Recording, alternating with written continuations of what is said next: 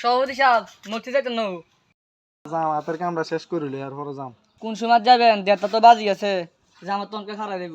আরে কি দেখস তুই আর সারা কারখানা মতো আছে জামাতটা খাড়া করালে জামাতে নামাজ ধরনের আই গেলে জামাত হইব। দুই মিনিট সাহেব টাইম তো গনেছে নামাজ জামাত কখন শুরু হলো? আল্লাহু আকবার, আল্লাহু আকবার, আল্লাহু আকবার। আল্লাহু আকবার আল্লাহু আকবার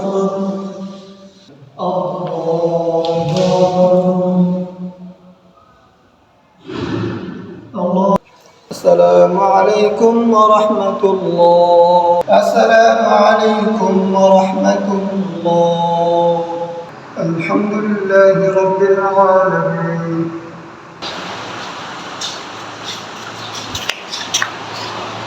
ভাই ফার্স্ট নামাজ পড়বেন, সবসময় সত্য কথা বলার চেষ্টা করবেন। আর আপনার এলাকার যুবক বয়সে নামাজ পড়ার মতো বলেছেন, যুবক বয়সে ইবাদত করো, শক্তির সাথে থাকো। এটা এখন পাঁচ ওয়াক্ত নামাজ পড়বেন জামাতের সাথে। কিন্তু ইমাম সাহেব নামাজ পড়াইতেন না, আয় নাই নামাজ পড়ান। জোহরের জামাতের টাইম হলো 1:30। আপনি কয়টা বাজে আছেন দেখছেন? ঘরের টাইমটা শুনছেন? সভাপতি সাহেব জামাত হয়ে গেছে, সময় মতো আসা উচিত ছিল। আপনি এখন 3 কয়টা বাজে চান? সেই জোরের জামাত টাইম হলো 1:30, আপনি আসেন কয়টা বাজে চান? আপনি যে মুখে মুখে তর্ক করেন বুঝলাম না। আমাদের মতো ইমাম সাহেব বিদে বিতে আমার 2 মিনিট হবে, আপনি আমার সারা জামাত পড়াইলেন, কোন সাহসে জামাত পড়াইলেন? আপনি সভাপতি হোসেন দিন কি হয়েছে জামাত ওর 1:30-তে আপনার লেগে 3টা বাজে জামাত করবো না? হ্যাঁ কিন্তু আপনি আবার ইমাম সাহেবের ধমকিও দেন, কি বলে চাকরিও খাইয়ে নেবেন। আপনার সভাপতির ইয়েটা দিচ্ছে জনগণে, মসজিদের মুসল্লিরা। আপনার সভাপতির পাওয়ার দেওয়ালে হবো না। আপনি থান বা না থান, এটা কি আপনার কথা মতো জামাত দাঁড়াবো না? জামাতের টাইমে চলবে। আপনি সভাপতি হইলেও কি আর না হইলেও কি, সময় কি কারোর জন্য অপেক্ষা করে নাকি? এলাকার মুসল্লিরা চাইলে আপনার মতো সভাপতি 2বার বানাইতে পারে, আপনারা বাদ করে দিলে কিছু হইতো না। এলাকার মুসল্লিরা যদি এটা চায় আপনি হুজুরে বাদ করবেন। হ্যাঁ কি তোরা নিয়ে আরে বুঝ দিবি রে, তোরা আরে জ্ঞান দিতে এস, তোর তাই আর জ্ঞান কম আছে না রে?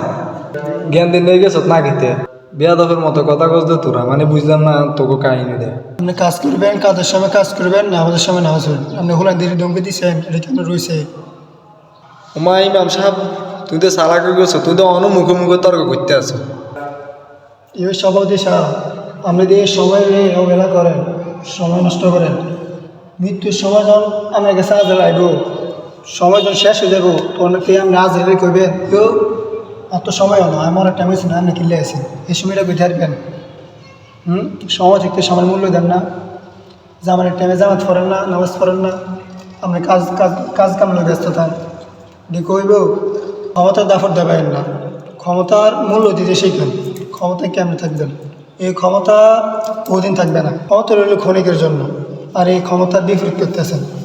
আপনি চিন্তা করে দেখেন আপনার লোকের কত লোক এই কম অবস্থানে জাগিয়েছে, আর আপনি এখানে ক্ষমতার দাফর দেখাতে আসেন, আর ওই ইমাম সাহেব লোক আপনি দুর্ব্যবহার করেন।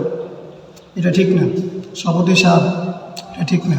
সময় থাকতে সবার মূল্য দিতে শিখেন। কাজের সময় কাজ করবেন, নামাজের সময় নামাজ পড়বেন, ঠিক আছে? আজকে বলো নামাজ আছে, নামাজকে বলো না আমার কাজ আছে, ঠিক আছে? অতএব সময়ের মূল্য দিতে শিখুন, সময় মতো নামাজ পড়ুন। ইমাম সাহেব আপনি আমার চোখ খুলে দিয়েছেন।